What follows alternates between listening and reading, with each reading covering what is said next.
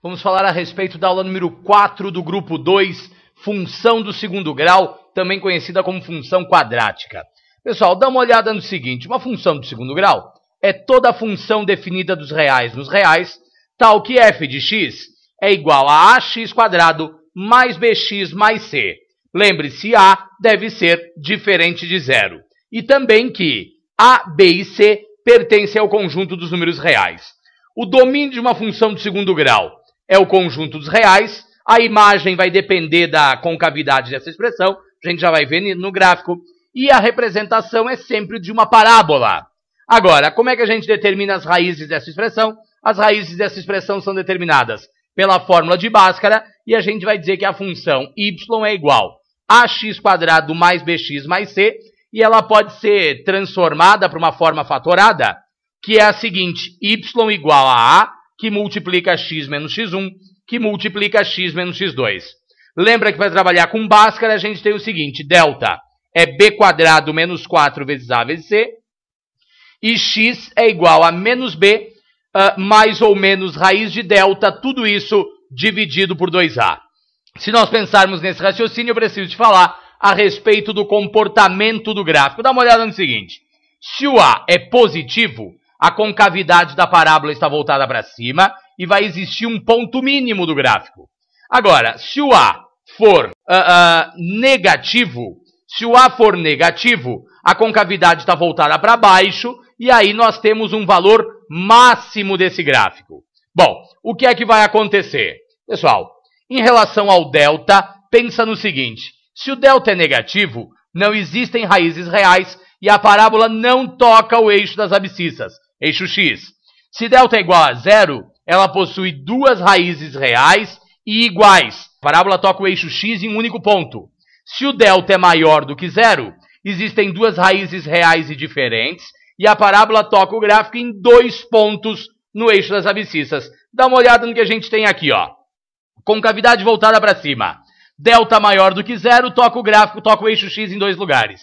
Delta igual a zero, toca em um lugar. Delta menor do que zero, não toca o eixo x. E a gente pode ter concavidade voltada para baixo, né? Quando a é negativo. Se delta é maior do que zero, toca x em dois lugares. Se é igual a zero, toca x em um lugar. Se é menor do que zero, não toca o eixo x. Ok? Então a gente tem aqui a análise gráfica do delta e do a em relação a uma expressão do segundo grau.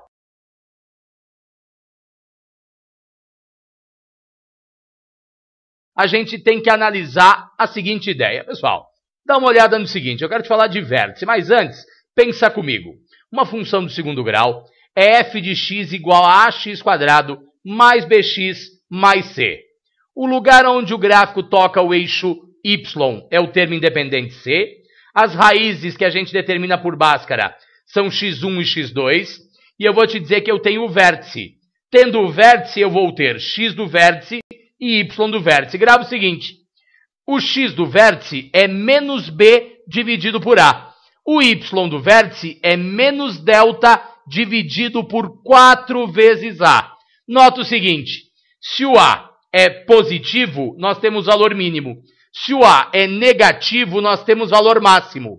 E em função disso, a gente vai dizer o seguinte, se o a é maior que zero, a imagem pertence aos reais, é y que pertence aos reais, e o que vai acontecer, pessoal? Concavidade voltada para cima, a imagem é y que é maior ou igual ao y do vértice. Se a concavidade estiver voltada para baixo, a imagem é y que é menor ou igual ao y do vértice, ok? Concavidade para cima, y maior ou igual a y do vértice.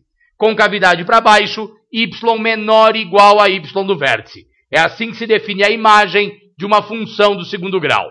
Conhecendo essas relações, eu quero te falar a respeito do seguinte.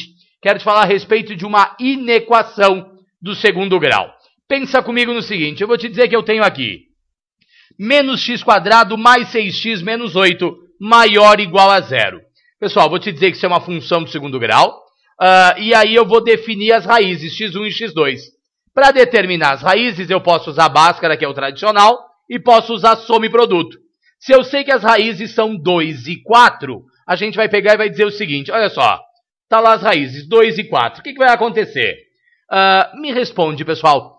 Esse é o eixo X. Aonde que o Y é positivo? O Y é positivo quando o gráfico está acima de X. E o Y é negativo quando o gráfico está abaixo de X. Então, o que significa? Antes de 2, os valores de Y são negativos.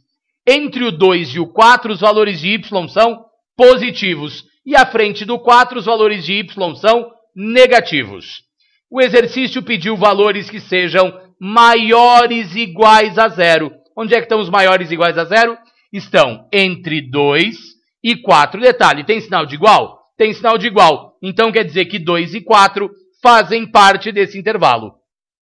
A solução é que x pertence aos reais, tal que x é maior ou igual a 2, menor ou igual a 4. Ok? X pertence aos reais, tal que é maior ou igual a 2, menor ou igual a 4. Legal? Grande abraço, até mais!